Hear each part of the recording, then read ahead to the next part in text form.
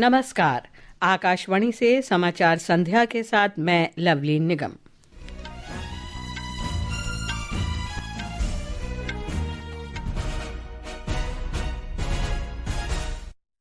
प्रधानमंत्री नरेंद्र मोदी ने कहा, सरकार देश में नवाचार का एक आधुनिक इकोसिस्टम बनाने के लिए अनुसंधान में आसानी पर ध्यान केंद्रित कर रही है।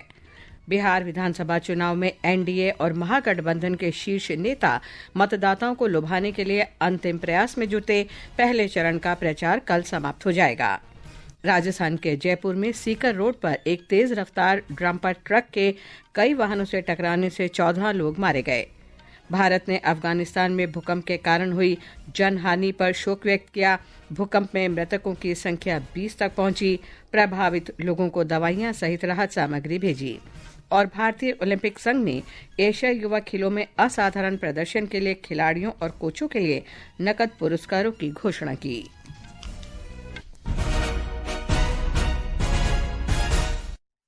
अब समाचार विस्तार से। प्रधानमंत्री नरेंद्र मोदी ने कहा है कि सरकार देश में नवाचार का एक आधुनिक इकोसिस्टम बनाने के लिए अनुसंधान में आसानी पर ध्यान केंद्रित कर रही है। नई दिल्ली में उभरते विज्ञान तथा प्रौद्योगिकी नवाचार सम्मेलन में प्रधानमंत्री ने ये बात कही।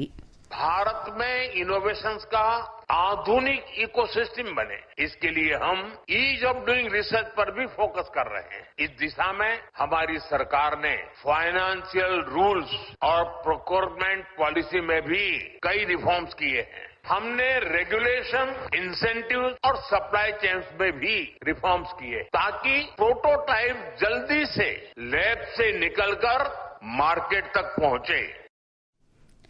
श्री मोदी ने कहा कि भारत अब तकनीक का सिर्फ एक उपभोक्ता नहीं बल्कि प्रौद्योगिकी परिवर्तन में अग्रणी भी बन चुका है। उन्होंने कहा कि विश्व के सबसे अधिक सफल डिजिटल सार्वजनिक बुनियादी ढांचे को देश में निर्मित किया गया है। प्रधानमंत्री ने भारतीय महिला क्रिकेट टीम को पहली बार विश्व कप जीतने पर बधाई दी। पूरा भारत अपनी क्रिकेट टीम की सफलता से बहुत खुश है। ये भारत का पहला विमेन्स वर्ल्ड कप है। मैं हमारी विमेन क्रिकेट टीम को बहुत बहुत बधाई देता हूं। हमें आप पर गर्व है। आपकी ये सफलता देश के करोड़ों नौजवानों को प्रेरित करेगी।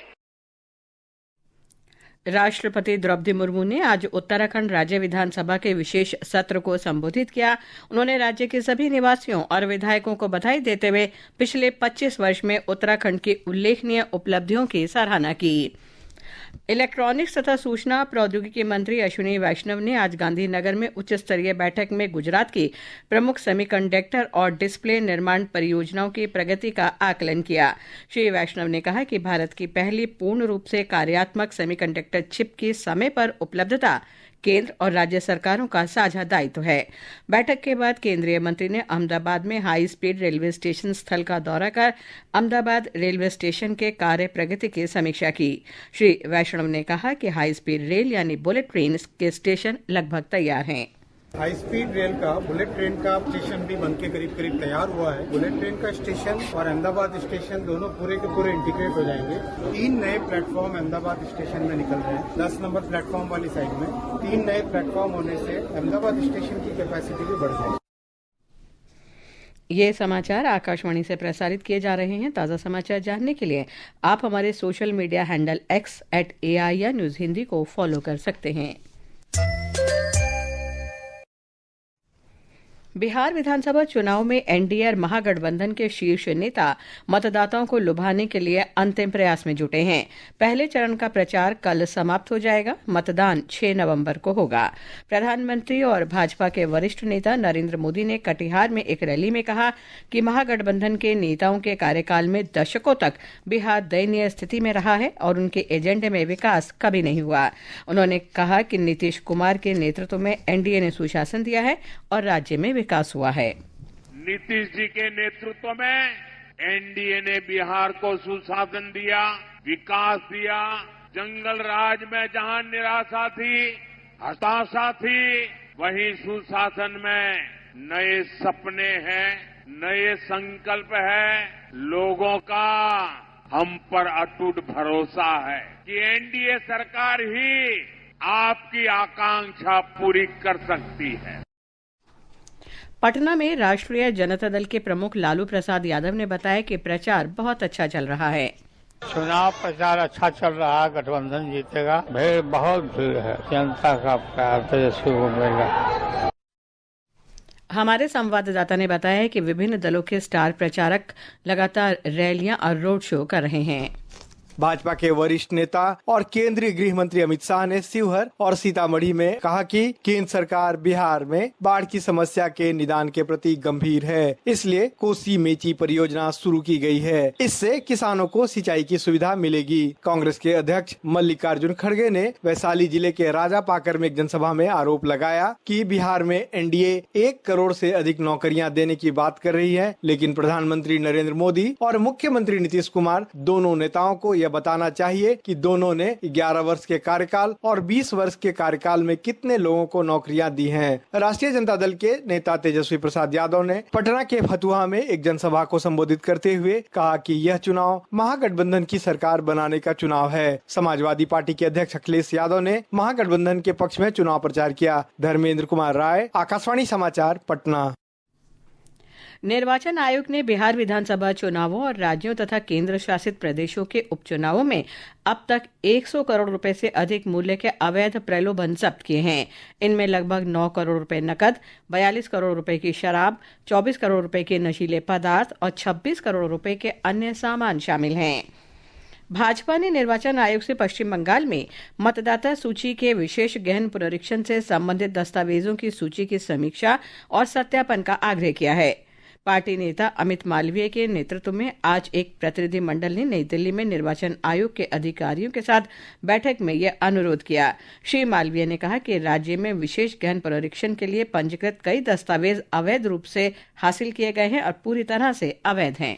पश्चिम बंगाल में एसआईआर के लिए जो डॉक्यूमेंट्स की सूची है उसको रिव्यू करें, क्योंकि पश्चिम बंगाल में बहुत सारे डॉक्यूमेंट फर्जी हैं, गलत और अवैध तरीके से दिए गए हैं। जो अधिकारी डॉक्यूमेंट्स इशू करने के लिए ऑथराइज्ड नहीं है, उन्होंने भी ये डॉक्यूमेंट्स इशू किए हैं।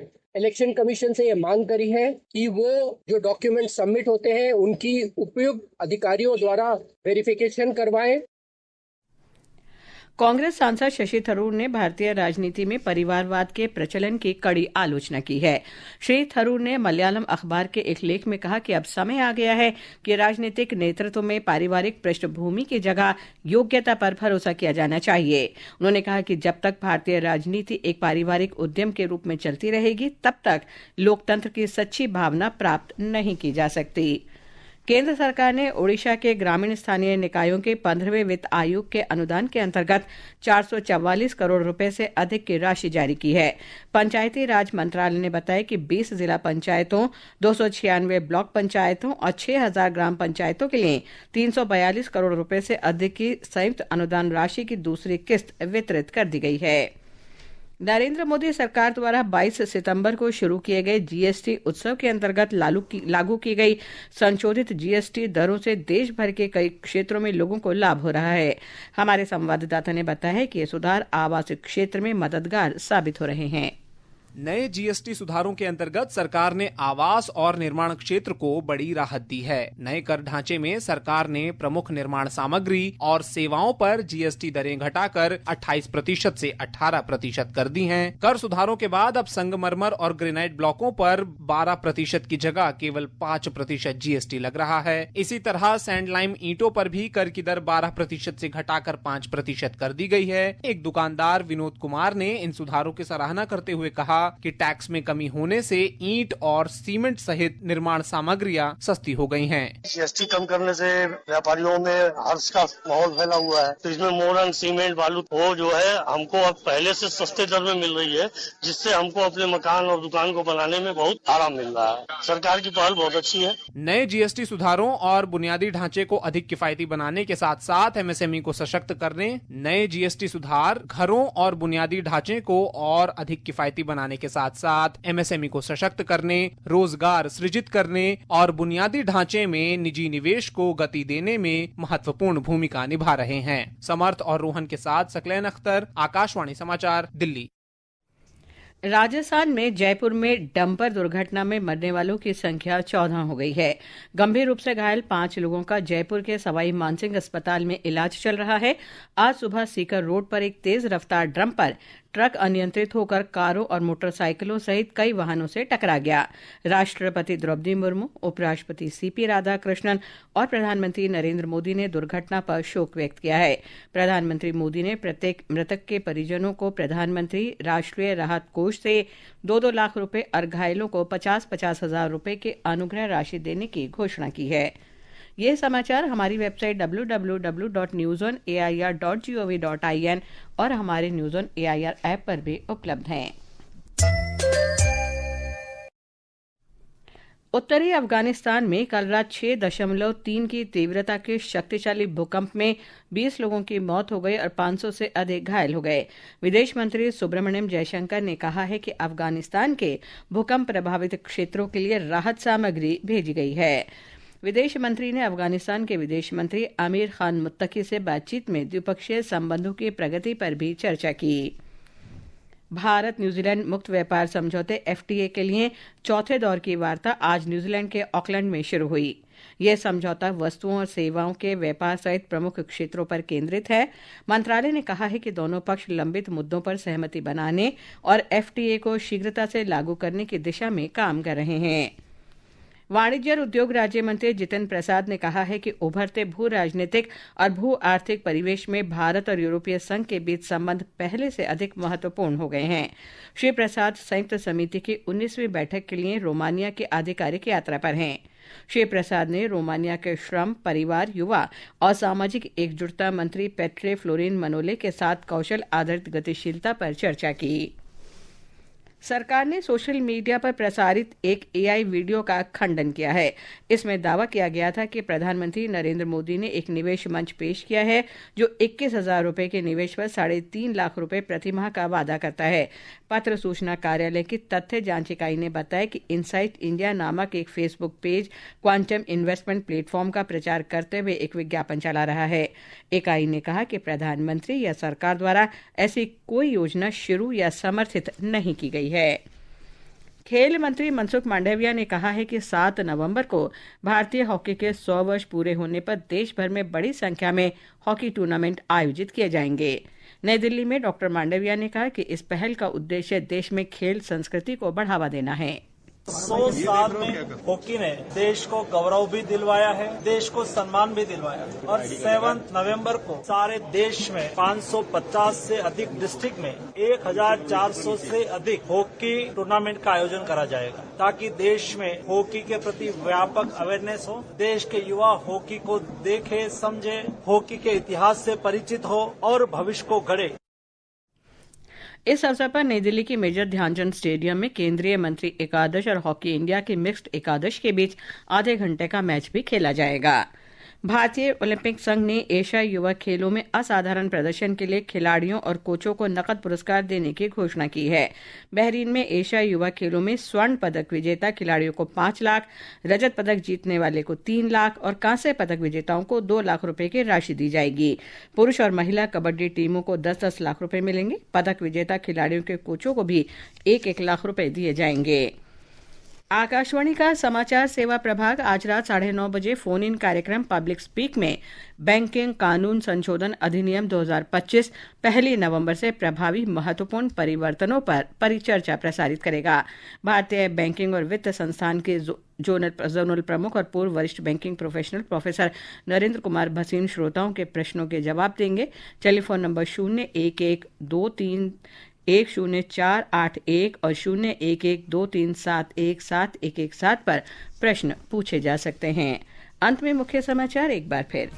प्रधानमंत्री नरेंद्र मोदी ने कहा, सरकार देश में नवाचार का एक आधुनिक इकोसिस्टम बनाने के लिए अनुसंधान में आसानी पर ध्यान केंद्रित कर रही है। बिहार विधानसभा चुनाव में एनडीए और महागठबंधन के शीर्ष नेता मतदाताओं को लुभाने के लिए अंतिम प्रयास में जुटे। पहले चरण का प्रचार कल समाप्त हो जाएगा। राजस्थान के जयपुर में सीकर रोड पर एक तेज रफ्तार डंपर ट्रक के कई वाहनों से टकराने से 14 लोग मारे गए। भारत ने अफगानिस्तान में भूकंप के कारण हुई जनहानि पर शोक व्यक्त किया।